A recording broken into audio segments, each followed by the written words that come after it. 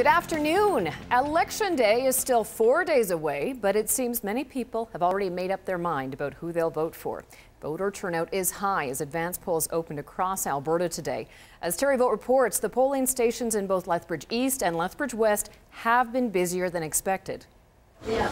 At the Lethbridge Senior Centre, where an advanced poll is set up for the Lethbridge East constituency, there have been lineups throughout the day. Election workers say people were waiting for the poll to open, and there's been a steady stream of voters ever since. It's the same story at the advanced poll for Lethbridge West. It's located on the ground floor of the Lethbridge Centre Mall. At 9 o'clock when our polls opened, till about 11:30, we've had at least 25 people waiting in both lines, so it's been very busy. Election staff say compared to recent past elections, the early turnout at this advanced poll has been high.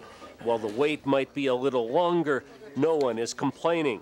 At least a lot of people are voting, and that's what counts most of all. We have worked in some of the elections and we have seen the turnout has been very poor, which is very sad. The people have a right to vote and they're not using their right. Very sad. The trend has been disappointing. Since Lethbridge was divided into two electoral districts back in 1971, voter turnout has dropped from 74% to 34% in the last provincial election.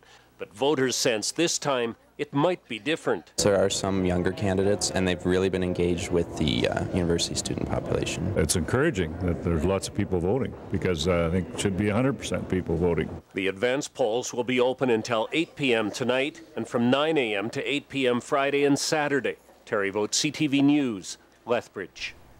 Election officials say voters should be aware that there is only one advanced polling location in each Lethbridge constituency. But on Election Day, there will be 80 polling stations in Lethbridge West and 78 in Lethbridge East.